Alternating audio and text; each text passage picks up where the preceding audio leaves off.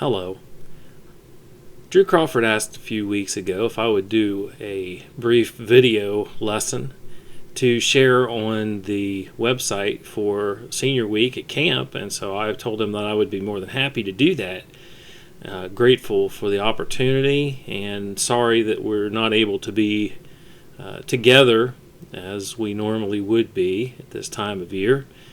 Hopefully we will be able to get back to this next year. We'll be able to have camp like we normally would, and that we will be able to fellowship and play sports and do all those things like singing and laughing and having fun like we normally would. Drew asked me to give a lesson on the power of Satan. Did a lot of thought about that. I thought about Satan's power and the fact that his power is whatever power I give him. And so a verse came to mind, 1 Peter 5 and verse 8. Be sober-minded, be watchful. Your adversary, the devil, prowls around like a roaring lion, seeking someone to devour. Lions are powerful animals, and they can kill prey that weighs up to half a ton. Lions are cunning hunters, and they're considered to be apex predators.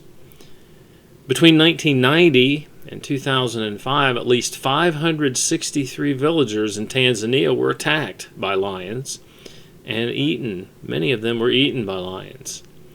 They're opportunistic hunters. They are not known for great bursts of speed. They are not known to have the stamina like the cheetah or other predators, and they lie in wait. They're cunning. And so they attack when they are least expected. They'll also attack the weakest and the most vulnerable in the herd because they're the easiest to bring down and take the least amount of energy. Satan's a lot like a lion, as Peter mentioned in his verse there in 1 Peter 5. And so we see that he is a powerful hunter that can take down the strongest among us. And like the lion, he's an opportunist. He looks to go after us at our weakest points, when we are down and weak and vulnerable. And so we look just for a few minutes this evening at Satan's power. Paul said in 2 Corinthians 4 and verse 4 that Satan is the god of this world. He has power over the world. 1 John 5 and verse 19, John says that we know that we are from God and the whole world lies in the power of the evil one. Satan has the world in his grip. And so he is a predator that has a lot of folks drawn in. He has a lot of workers in his pride, for lack of a better term.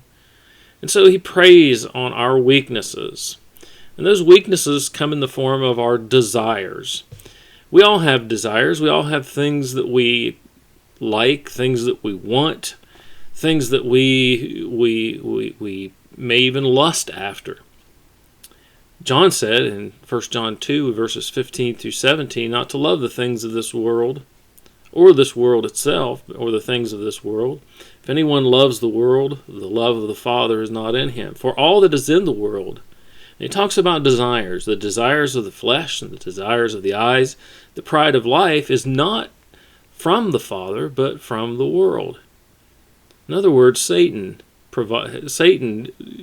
looks, those are his things that he uses. The world is passing away with its desires, and whoever does the will of God abides forever. And so Satan tempts us. He takes our desires and he tempts us with them. He lures us in because he knows what we like, what we want, and he has power over that. James said in James 1 and verses 14 and 15, each person is tempted when he is lured and enticed by his own desire. King James says by his own lusts, but desire and lust are the same thing. Then desire, when it is conceived, gives birth to sin. Sin, when it is fully grown, brings forth death. He puts those things out there, gives us opportunity. I always said there's a formula for sin. There's a formula for it. Now, we're tempted when we have a desire, and then we have an opportunity. I desire ice cream. I love ice cream. It's one of my favorite foods, and I'm not supposed to eat very much of it, but it's one of my favorite foods. And I desire that. If I don't have it close by, then that desire is not quite as strong as it is when there's ice cream there. When someone makes homemade ice cream, or if they have ice cream sitting out at a party or something, and no one wants to give me the scoop because I will eat as much ice cream as I possibly can. And so, without the ice cream, I have the desire for it, but I don't have the opportunity. But desire, or lust, is, or temptation, I should say, is when I have that desire and I have that opportunity. Now, it's not sinful to be tempted because Jesus was tempted in all points like we are, yet he was without sin. But when I act on that, it becomes sin. When I actually go and do those things that I desire, then it becomes sin. In the book of Genesis chapter 3 and verse 6, Satan was tempting Eve. He asked her, said, "Can you eat of all the trees in this garden?" And she said, "All but one, the tree of the knowledge of good and evil." In Genesis 3 and verse 6, after the Satan had lured her and tempted her and said, "Hey, look, it's good to eat," she saw that. It looked good. And she saw that it was good for food. It would fulfill the desires of the body. And it was desired to make her wise. And it says in verse 6, when the woman saw that the tree was good for food, that it was a delight to the eyes, and the tree was to be desired to make one wise, she took of its fruit and ate. Now, she could have seen all that stuff and still not sinned. It's when she took the fruit and ate it. Satan exercised his power over her. Then she gave some to Adam, and Adam ate. And of course, they blamed God. They blamed Eve blamed the serpent. Adam blamed the woman that God made, which, in other words, he was blaming God. But it was still sin, and Satan exercised his power over them through their desires. In Joshua 7 and verse 21, we see Achan. They had just taken down the walls of Jericho, and God had told them not to take of any of the treasures that were there, but Achan did. And when the people went to Ai to take Ai, they were met with resistance, and they failed in their attempt. And so they found that someone had taken from the treasures of Jericho. And in Joshua 7 and verse 21, Achan said, "When I saw among the spoil a beautiful cloak from Shinar, 200 shekels of silver, and a bar of gold weighing 50 shekels, I coveted them and took them. And see, they are hidden in the earth inside my tent, with the silver underneath." See, Achan was tempted. He was tempted to take those things. And I'm sure there were others there that were tempted to take those things as well, but didn't. Achan did, and he sinned against God. God commanded, "Do not take it." And Achan took it. Another example was David. David, it says in 2 Samuel 11 and verse 2, it happened late one afternoon when he arose from his couch and was walking on the roof of the king's house, that he saw a beautiful woman bathing, and a woman bathing, and the woman was very beautiful. Of course, that was Bathsheba. David lusted after her. He desired her. He had the opportunity, and so he took advantage of that and had her brought to him, and he committed adultery with her.